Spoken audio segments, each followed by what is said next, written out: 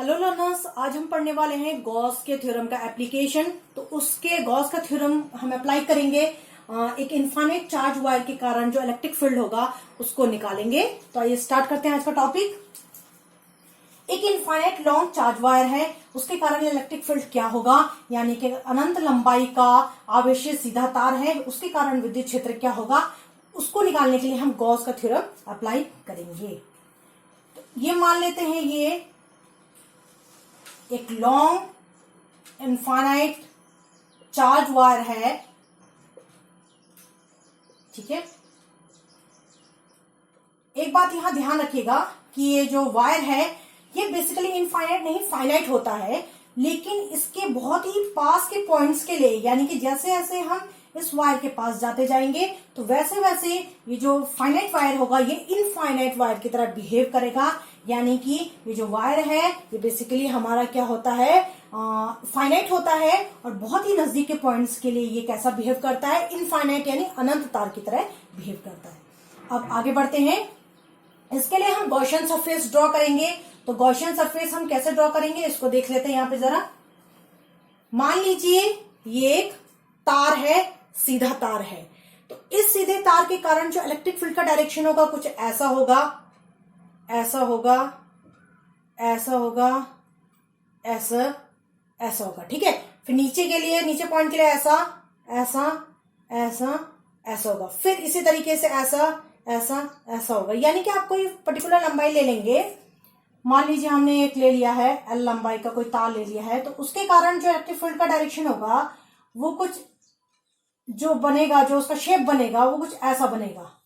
अगर हम उन सारे पॉइंट्स को जोड़ देंगे तो कुछ ऐसा बनेगा, फिर इनको हम जोड़ेंगे तो ये जो फाइनल हमें जो शेप मिलेगा वो एक सिलेंड्रिकल मिलेगा, ठीक है।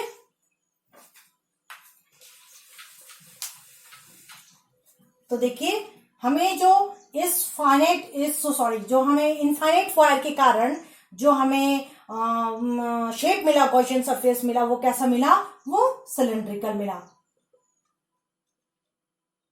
यहां सिलेंड्रिकल शेप ड्रॉ करेंगे।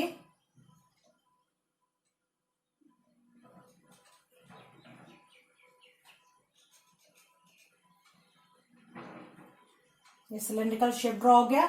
इसको मान लेते हैं एल लंबाई, इसको आर, इसका रेडियस हो गया, ठीक है, सिलेंडर का। अब क्वेश्चन राइज होता है कि इस क्लोज सरफेस, ये जो हमारा सिलेंडर क्लोज सरफेस है, इसके अंदर कितना चार्ज इनक्लोज है। तो उसके लिए हम एक टर्म यूज करेंगे, linear charge density. Linear charge density, इसको रिप्रेजेंट किया जाता है लैम्डा से। लैम्डा से इसको हिंदी में बोलते हैं रेखीय आवेश घनत्व। लैम्डा से रिप्रेजेंट किया जाता है। इसका फॉर्मूला होता है चार्ज पर यूनिट लेंथ, यानी कि एकांक लंबाई पर आवेश। तो यहां से Q की वैल्यू मिल जाएगी, Q की वैल्यू हो जाएगी लैम्डा L, यानी कि इस क्लोज सरफेस के अंदर जितना चार्ज इनक्लोज है, इस बंद पृष्ठ के अंदर जितना आवेश परिबद्ध है वो है लैम्डा इंटू L, ठीक है। अब आगे बढ़ते हैं। इस क्लोज सरफेस से जो टोटल इलेक्ट्रिक फ्लक्स निकलेगा उसको फाइंड आउट करने के लिए हमें इसको 3 सरफेस में डिवाइड करना पड़ेगा। इसको मान लेते हैं S1, इस सरफेस को मान लेते हैं S2, और इस सरफेस को मान लेते हैं S3। यानी कि अगर जो हमारा सिलेंडर है उसका ऊपर का पोर्शन हो जाएगा S1, नीचे का हो जाएगा S2, और इसका जो कर्व सरफेस एरिया होगा यानी कि वक्र पृष्ठ क्षेत्रफल हो जाएगा S3। अब यहां पर एक स्मॉल छोटा सा एरिया, सरफेस एरिया ले लेते हैं DS। तो इस यहां पे जो इलेक्ट्रिक फील्ड का डायरेक्शन होगा वो बाहर की तरफ होगा, और जो एरिया वेक्टर का डायरेक्शन होगा वो भी बाहर की तरफ होगा, और इस सरफेस के नॉर्मल होगा। यहां के लिए एक छोटा सा पोर्शन ले लेते हैं DS। इसमें यहां जो इलेक्ट्रिक फील्ड का डायरेक्शन होगा वो इस तरफ होगा, क्योंकि जो इलेक्ट्रिक फील्ड का डायरेक्शन है वो ऐसा ऐसा है, बाहर की तरफ है, और जो हमारा एरिया वेक्टर का डायरेक्शन होगा वो इस तरफ होगा। ऐसा क्यों होगा, क्योंकि ये हमारा इस तरीके का तल है, जो हमारा सरफेस है ये सिलेंडर का नीचे का वो ऐसा है, तो इससे जो एरिया वेक्टर गुजरेगा वो या तो वो लंबवत होना चाहिए, दूसरा बाहर की तरफ, तो बाहर की तरफ और लंबवत ऐसा होगा, देख रहे हैं आप, ये कुछ ऐसा होगा, तो इसलिए ds वेक्टर का डायरेक्शन नीचे की तरफ होगा। उसी तरीके से S1 के लिए भी ये छोटा सा एक सरफेस एरिया मान लेते हैं ds, इसके लिए जो इलेक्ट्रिक फील्ड का डायरेक्शन होगा वो इस तरफ होगा, और जो एरिया वेक्टर का डायरेक्शन होगा वो बाहर की तरफ होगा और नॉर्मल होगा इस सरफेस के, तो ये इस तरीके से ऊपर हो जाएगा। यानी अब जो ले रहे हैं हम, ये ऊपर वाला पोर्शन ले रहे हैं, उसके लिए बाहर की तरफ का ऐसा होगा और परपेंडिकुलर होगा और बाहर की तरफ होगा, तो इसका डायरेक्शन इस तरीके से होगा। ठीक है, अब हम मान लेते हैं S1, S2 और S3 के से गुजरने वाला जो फ्लक्स है वो 5-1, 5-2, 5-3 है। तो पहले हम 5-1 निकाल लेते हैं। तो 5-1 ये कौन सा इलेक्ट्रिक फ्लक्स है, कौन सा विद्युत फ्लक्स है जो इस सरफेस S1 से गुजर रहा है। तो क्लोज सरफेस इंटीग्रेशन हो जाएगा E vector dot ds vector, क्योंकि S1 सरफेस एरिया से गुजर रहा है तो S1 लिख लेते हैं। S1 डॉट हटेगा, कॉस आएगा। अब देखिए E वेक्टर और ds वेक्टर के बीच में जो एंगल बन रहा है वो 90 डिग्री का बन रहा है, तो कॉस 90 डिग्री लिखेंगे। कॉस 90 की वैल्यू 0 होती है, तो ओवरऑल 0 हो जाएगा। तो 5-1 की वैल्यू क्या हो जाएगी, 0 हो जाएगी। उसी तरीके से 5-2 किसके लिए है, इस सरफेस S2 सरफेस के लिए है, तो वो हो जाएगा close integration E vector dot ds vector, ये S2 के लिए है, equals to close integration S2, ये लिखेंगे, डॉट हटेगा, कॉस आएगा, कॉस एंगल यहां भी देखिए E वेक्टर इधर है, ds वेक्टर इधर है, तो इन दोनों के बीच का जो एंगल बन रहा है वो 90 डिग्री का बन रहा है, तो ये भी 90 डिग्री हो गया।